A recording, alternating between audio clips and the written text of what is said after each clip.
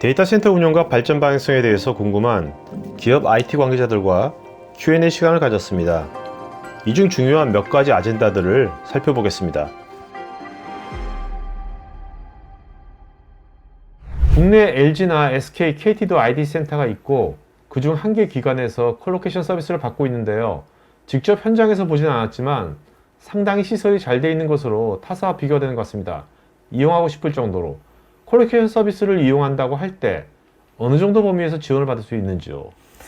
일단 콜로케이션 서비스가 기본으로 제공하는 게 스페이스 파워 쿨링이거든요. 네네. 그래서 고객분들이 일단 렉을 세우시고 렉 안에 장비를 설치를 하시고, 그리고 초기에는 고객이 원하시는, 예를 들면 서드파티라든가 컨설팅 컴퍼니가 와서 설치를 하겠죠. 근데 중간에 운영을 하다가 이슈가 생겼을 때 저희들은 에코닉스에서 스마트 핸즈라는 서비스를 제공합니다. 그럼 포털을 통해서 고객이 티켓을 오픈하면 저희 현장 엔지니어들이 24/7 고객 지원을 해드리는 그런 서비스를 추가적으로 하고요.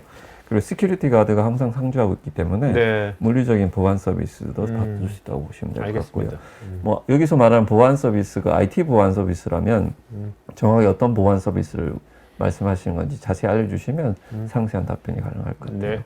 엣지 컴퓨팅의 부상으로 하나의 중앙 집중화된 데이터 센터가 아니라 사용자와 가장 가까운 위치, 즉 엣지에서 핵심 워크로드가 구동될 수 있도록 인터커넥션 하여 서비스라는 경우도 늘어나고 있는데 이것과 연계해서 에킨스 추진하는 것은 어떤 것이 있는지요? 네, 임종택님의 질문이 어떻게 보면 좀 퓨처리스틱한 질문이신데요. 여기서 엣지라는 걸 강조하신 것 자체가 임종택님도 공부를 많이 하신 것 같고요. 저희 에코닉스도 엣지 컴퓨팅에 대한 중요도를 파악을 하고 엣지 서비스를 점차적으로 각 컨트리마다 릴리스를 하고 있어요. 네네. 여기서 말하는 엣지 서비스라는 거는 소프트웨어 된 디파인드 서비스로 뭐 파이어 서비스라든가 보안 서비스라든가 뭐 데이터 캐싱 서비스를 쉽게 사용할 수 있도록 만드는 거고요. 그리고 엣지 컴퓨팅이 제 생각에는 서로 연결되어 있는 것이 이제 분산화 에너지이거든요. 분산화 에너지가 되고 분산화 그리드가 되고 각 지자체라든가 조그만 에너지 섹터가 만들어지면 거기에 중앙 집중의 큰 데이터 센터가 아니고 소규모 데이터 센터가, 디스트리뷰티드 데이터 센터가 생길 거다. 네네. 그게 저희의 생각입니다. 이게 기술의 트렌드란 게 네. 우리 예전에 2006년도 7년도에 유비쿼터스라는 말 굉장히 많이 나왔죠. 네, 맞죠. 근데 지금 이제 와서 유비쿼터스가 이제 되는 거잖아요. 네. 엣지라는 말도 10년 전부터 나왔는데, 그죠? 요즘 저도 느끼는 게 토크IT 하면서 다양한 분야분들 전문가 나오시면 엣지 컴퓨팅 이제 뭔가 슬슬 구현이 되는구나, 세상이. 그러니까요. 이제 좀 있으면 이제 그게 되겠다 하는 세상의 느낌이 들어요. 네. 이제 정말 말씀하신 대로. 네. 생각하는 것은 이루어집니다. 그러니까요. 근데 시간이 걸리지만. 네. 방향성은 맞습니다. 그렇죠. 네. 다양성이 되게 중요한 것 같아요. 네, 맞습니다. 네. 에키닉스 패브릭을 활용하면 수분 만에 국내 통신사는 물론 AT&T, 버라이전 등 해외 통신사가 제공하는 네트워크 서비스도 이용할 수 있다는 것이 강점인지요? 맞습니다. 에코닉스 패브릭은 물리적인 라인을 각 커스터머가 개별로 설치하는 것이 아니고 에코닉스 데이터 센터 간 이전에 연결되어 있는 물리적 큰 파이프를 통해서 가상으로 저희들이 트래픽 라투를 만들 수 있기 때문에 네네. 그거는 큰 장점이라고 볼 수 있죠. 알겠습니다. 네. 그렇다면 이분께서 비싼 저영선을 사용하는 거 빈도가 많이 줄어들게. 맞습니다. 해외 라인의 전정선 비용도 싸질 것이고, 네네. 그리고 국내 라인에 어떻게 보면 서드파티랑 연결하는 비용도 데이터 센터 내부에서 연결할 수 있기 때문에 경비가 많이 줄겠죠. ESG 경영 달성의 중요 포인트가 탄소 네. 배출 저감인데 네. 해외 이케닉스 센터에서는 많은 노력에 따라 실질적 성과가 있는데 한국 이케닉스 데이터 센터에서 이를 위한 계획이나 노력이 어떠한지요? 네. 그리고 재생에너지 사용을 통한 스콥2 뿐만 아니라 스콥3 밸류체인 내 감소에 대해서도 궁금합니다. 이분은 굉장히 많이 아시는 것 같아요. 사실 제가 스콥2, 스콥3 인터뷰했는데 저거 뺐거든요, 제가. 맞습니다. 제가 이상호님 질문을 지금 네. 선택한 이유는 이분은 내공이 있으신 분이에요. 네. 아주 내공이 느껴지는 분이고요. 저 여기서 말하는 스콥 2, 3 이후에 스콥 1이라는 게 있거든요. 그러면 스콥 1, 2, 3가 뭔지를 간단하게 설명드릴게요. 좋아요. 네. 탄소를 모든 기업은 이윤 활동을 해서 배출하게 돼 있어요. 근데 이 탄소 배출에 대한 그룹을 1, 2, 3에 나눠놨거든요. 스코프 1이라는 탄소 배출은 제가 기업을 영역에 직접 배출하는 것. 예를 들면 데이터 센터 같은 경우에는 저희들이 제너레이터를 돌리잖아요. 비상 발전 그렇죠. 그런 탄소가 나오죠. 네네. 그런 걸 스코프 1이라고 그러고요. 스코프 2 같은 경우에는 저희들이 영업을 유지하기 위해서 외부에서 소싱하는 것 중에 외부에 소싱이 아닌 게 아니고 예를 들면 직접적으로 필요하긴데 뭐 에너지 소스를 구한다. 네. 그런 발전소에서 전기를 구하지 않습니까? 음. 그런 발전소에서 전기 구하는데 거기서 탄소 배출이 나잖아요. 아, 스코프 2. 네네네. 근데 스코프 3라는 거는 저희들이 서드 파티로 사용하고 있는 기업들이 배출하는 탄소 배출량 이걸 말하는 거예요. 스코프 1, 2, 3. 그 밸류 체인까지? 네네. 네. 여기서 스코프 3는 이제부터는 아주 중요한 역할을 하게 될 거라는 걸 저는 하이라이트 드리고 싶어요. 예를 들면 스코프 3의 밸류를 줄이면 저희들의 ESG 스코어가 올라가거든요. 그걸 위해서는 저희들의 서플라이 체인에 대한 이런 탄소 배출에 대한 것도 계속 모니터를 해야 되는 것이고 네네.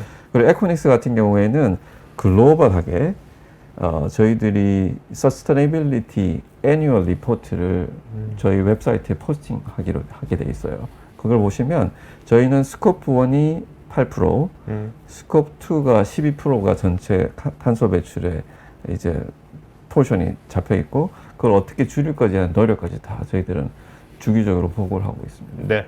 네. 여러분들 이따 방송 끝나시고 에코닉스 홈페이지 보면 뭐 볼만한 리포트들 꽤 있는 것 같아요. 네, 그죠? 네, 네, 네, 맞습니다. 가서 한번 보시면 좋을 것 같습니다.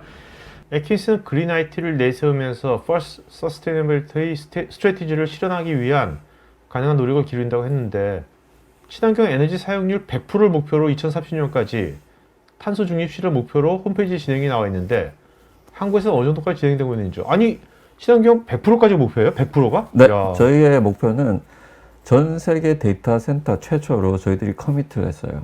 2030년까지 신재생 에너지 100%를 쓰겠다. 그리고 재작년 기준 91% 달성했고요. 작년 기준 최신 정보로는 95% 달성했어요. 어떻게 보면 더 빠른 스피드 라인으로 100%를 가려고 하고 있고요.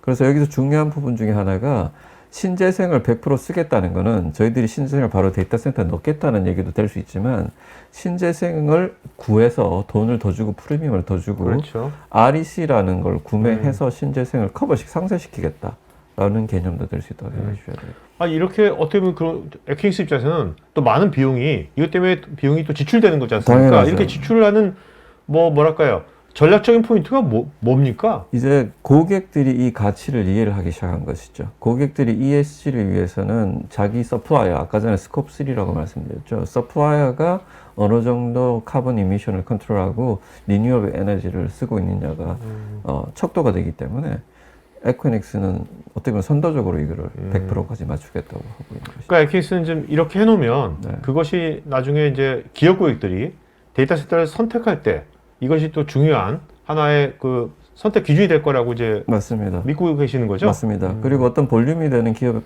고객에 대해서는 당신이 쓰고 있는 우리 콜로케이션 스페이스의 리뉴어블 에너지를 증명합니다로 저희들이 발급서까지 드릴 수 있어요. 기존에는 지점 간의 연결이 많은 제약과 트래픽을 모아서 중앙 데이터 센터로 전달해야 하고 많은 부분을 통신사에 의존해야 했지만 상호 연결 기반 엣지 강화 시에는 사용자와 지역 서비스 간의 직접 전용 트래픽을 통해서 다중 연결을 최적화할 수 있다는 얘기인지요? 네, 맞습니다. 굉장히 잘 저희의 코어 그 가치를 이해를 잘 하고 계신 것 같은데요. 예컨대 어떤 특정 게임사가 있다고 생각을 하고 이 게임사가 어떤 특정 지역에서 굉장히 인기가 많다라고 했을 때 그 게임사 같은 경우는 그 엣지 노드를 그 특정 지역, 인기 있는 지역으로 옮겨야 하고 그리고 거기에서 텔코사, 통신사를 이용해서 아마 컨텐츠를 딜리버리를 해야 할 것입니다.